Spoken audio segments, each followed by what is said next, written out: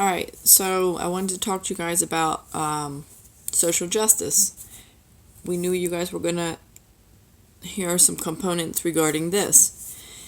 So, I've been thinking about some current events and how I could tie it in so you guys could relate to the message that we could try to portray to you about how important community is, making the right choices, not just worried about yourself and your family, which is important. That's a very great aspect of the equation. As a whole, when you think of making the world a better place, there's different components, starting with the small, myself, my family, my friends, my circle of influence. And then after that, there's a greater thing, the world, my country, my city, my hometown, all along this lines. It goes out further to the whole the world at large, I guess you could say. So then questions come down, well, why are there these problems? Why are people suffering and people are hurting? There's all different kinds of examples of this. Crime, violence, pain, suffering, hunger, all type of negative components that people are suffering. And some people will say, there's all different kinds of schools of thoughts on those things about life. And even though you guys are young teens, some of you, you're already being hit with seeing all this stuff. You're dealing with it at the middle school. Your family sometimes, it's in the newspaper. So it's not like I can't be real with you and talk to you about current events because you're hearing about them anyway. So I might as well break it down. So how do you play into this? Well, because with the example I'm going to talk about is this current situation that I'm sure many of you have heard about, with the young man, the 15-year-old, who was just murdered in the Bronx. It was a case of mistaken identity. He, the gang, the Trinitarios, or excuse my pronunciations, you're going to have to just paraphrasing and just get the gist of what I'm saying. They were some of them were 19 from what I read. I think there was 5 or 6 of them, but they were in the range of like 18, 19.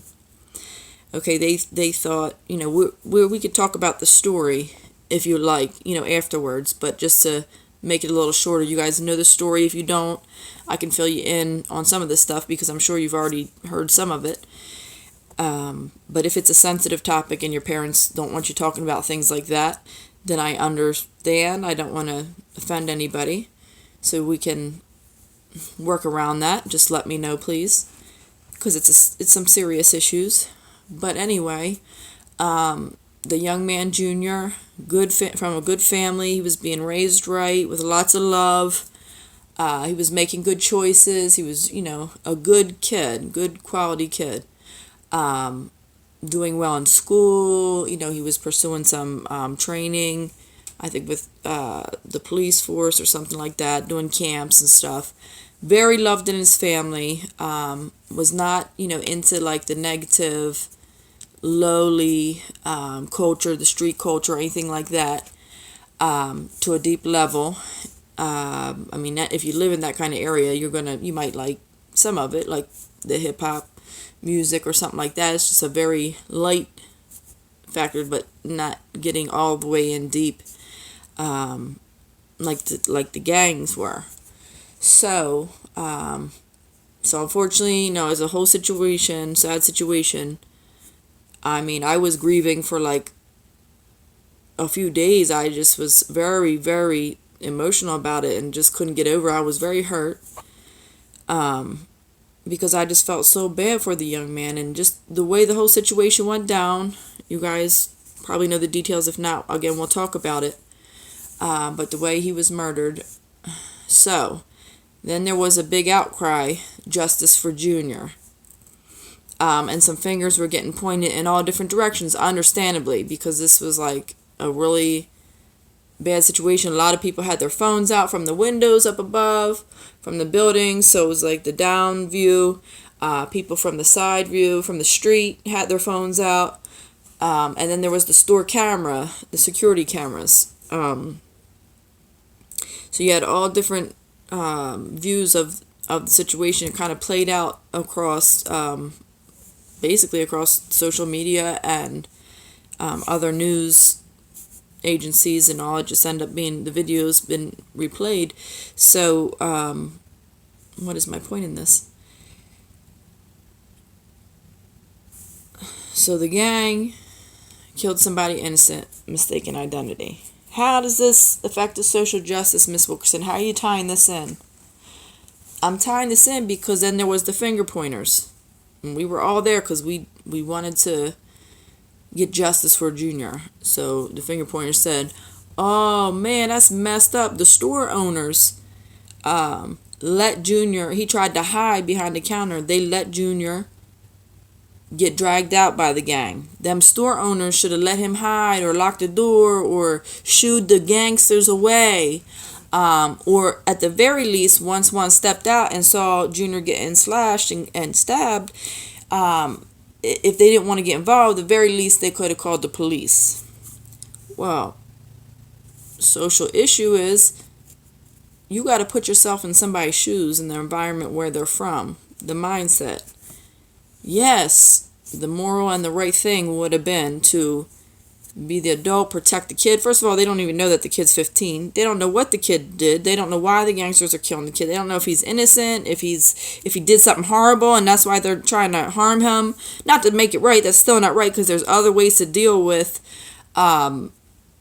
problems than, violence or murder or, maiming or harming somebody. But, you just have to put yourself in different perspectives and different angles. Don't ever just look at things from one side, from one view. You have to look at things from a greater view. So then, why, maybe those guys from the Bronx, maybe they've called the police before, and then you're a rat, then you're a snitch. If it gets out, which things get out all the time, everything's on camera nowadays. You didn't call the police for protection of the young man. You called the police to be a rat.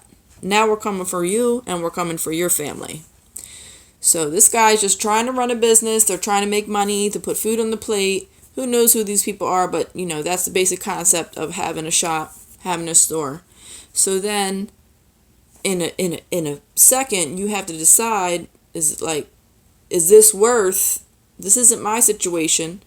And, you learn the lessons before in that area environment. You call the cops, you're involved, you're a rat, you're a snitch, we're coming for you now. Like, anything could happen. Or, definitely if you get involved and you try to break up the fight, then, okay, we got you, we're coming for you.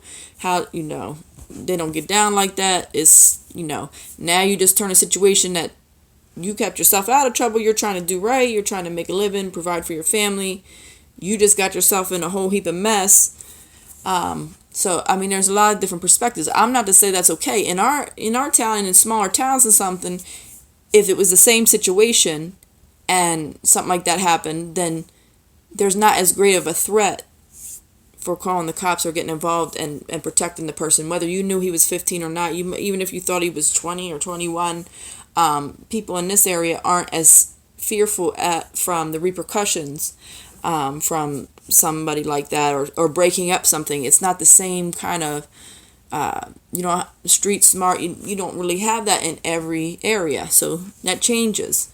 But what doesn't change throughout the world and throughout all places is that there is crime and violence and harm and suffering being done, and people are going through. Not that there's not good, there's all that stuff on the positive going through too. But, can we make a difference? Yes, we can. Can you get through hard times and help your fellow man and woman and humans in the world? Yes, we can. Social justice. So, I bring this up just all as just to run some thoughts and ideas to get you guys thinking and looking from different perspectives. So then there was the school of thought, okay, the store owner should be charged. The guys in the shop, they should have done something. They didn't do something. They let that young man, die, this and that. So if you look deeper than that, okay, now, yeah, okay, so they can't really, there's laws and everything to protect everyone.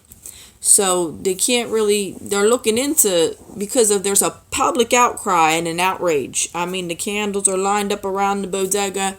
It's just, they're coming for this, they want to close the store down. A lot of people were pointing fingers at the store owners. And of course, they wanted to find the murderers as well. And they found them. So, that's there too. So now, I don't know if it's true or not, but I just heard that, well, they're definitely charging them with murder.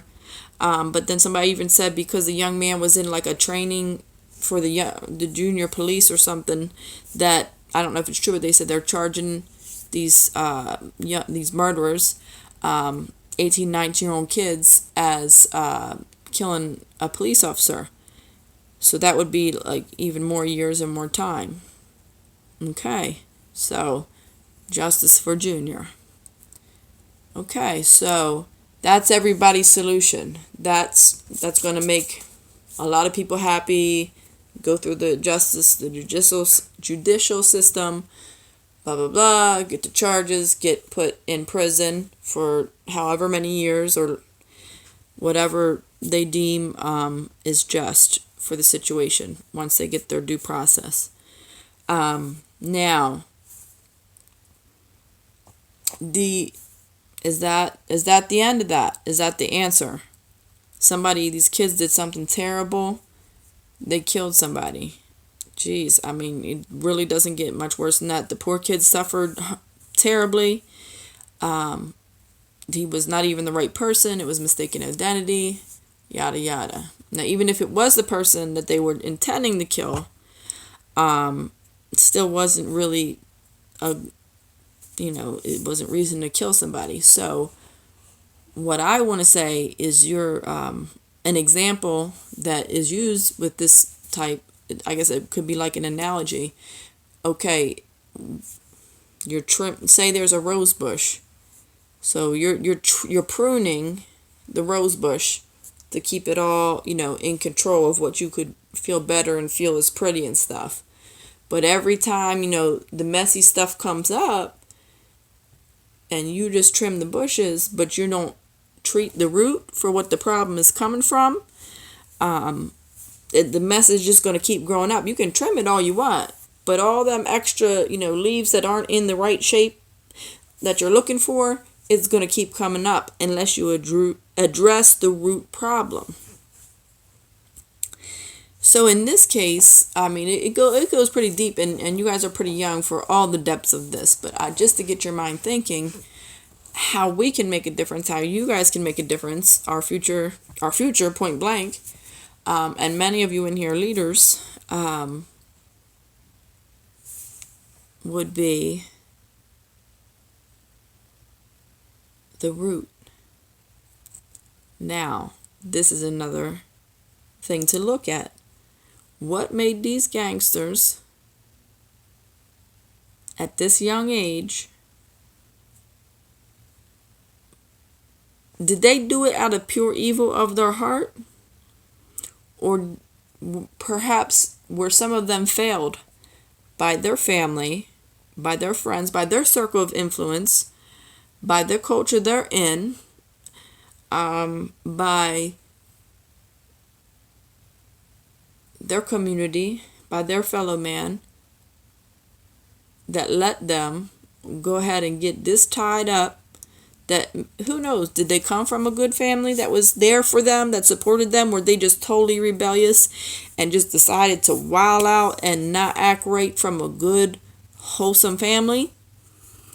That would look a lot different than Did these kids come from brokenness and generations of broken families? When I say broken young teens, I mean, either just a dad being raised by just a grandma, being raised by drug addicts, people that are just lowly and into made bad choices and just not in a good place, like crime and destitution and just suffering that they can't get out of, whether it was like a cycle that they were caught up in because that's all they knew, or whether they came from good and they just stepped out into that bad situation and got caught and couldn't get out.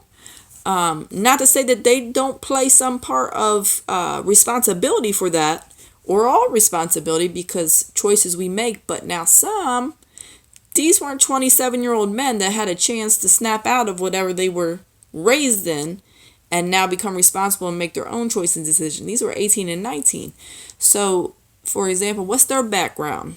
Did they have people keeping them in check, like this nice grandfather here, checking on them and setting them straight and no, you won't. As an example, this is the way we do it. This is the way we're going to do it. This is the best way. You want health, wellness, goodness, wholesome happiness, peace, then this is the way it's done. I'm here to support you. I'm here to kind of discipline you. I'm kind of here. This is the way it's going to go. Or you want that? It's not going to be a pretty lesson. But some people want to they want to pick the wrong thing. Then do you bring that onto you? Go ahead. That's your choice. It's all different things. But come to find out, who knows? What I'm trying to say is, then if they do come from brokenness and they didn't have that accountability and they didn't have that support system and they didn't have strong people and they didn't have a strong community and they didn't have enough strong people in that community for the goodness to overtake the bad, then is it all their fault? Is there hope for them, or are they just throwaways? Is it worth paying all them thousands of dollars for them to suffer more for their lesson? Or can we do something for them to learn their lesson, but also to never let this happen again and to fix the root of the problem, not just trim the bushes, trim the messed up part. Because then at the root, it's going to come back up again. So youth, I present you that question, that we can do our part in our circle of influence, in our family, within ourselves first, of course, first and foremost.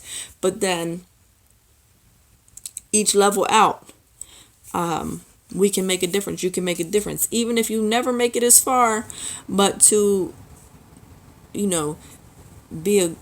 sow good seeds and be a good person within yourself,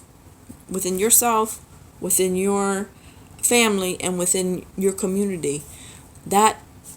Those waves, that pebble, when you throw it in a pond, those waves keep going, and so that it makes a difference. So we are our brother's keeper. That's a saying. We are responsible for each other, one another. If we want this world to work, we're not in it alone. We all are responsible, because everybody is not born with the same opportunities, with the same situation. So we should share what we can to balance each other out.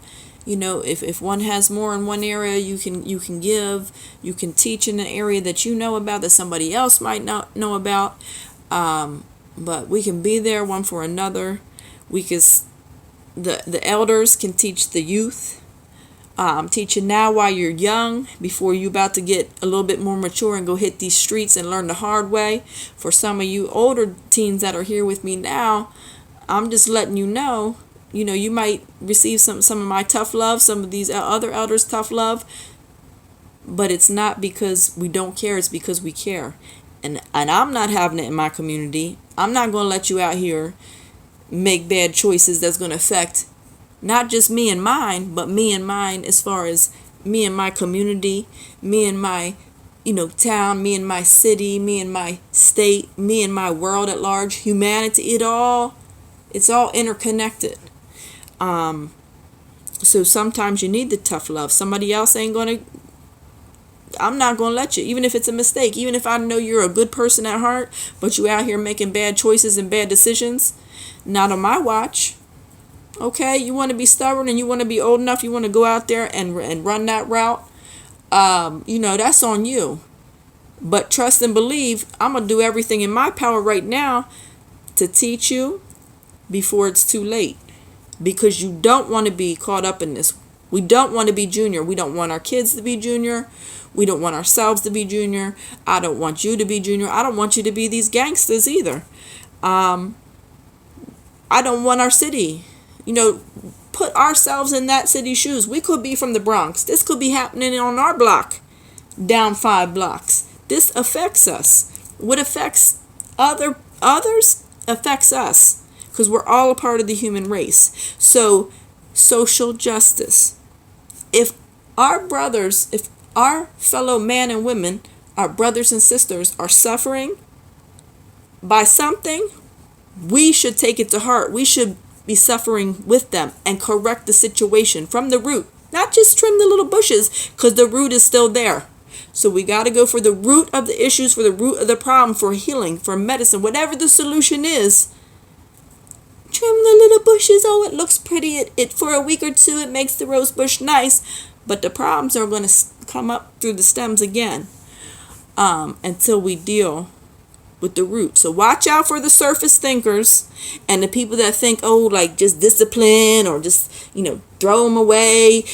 That's the solution. Kill them, put them in the electric, is that really the solution? I'm going to say, who knows? I'm not saying I know everything, but I will say, if you're just looking at the surface of problems and you're just looking for like a certain kind of fix, but you're not looking at the root, these problems in the world in history come up again and again. They might look a little different or they might look the same, but they come up again and again. I don't have to name names, but if you look at politics now, you look at people in power now, you look at people in power that were in the past and some things they said and the way they, things can repeat themselves if we don't make wise choices and care about one another and try to be a part of the solution, not the problem. And so that's how I'm taking a current event, and that's how I'm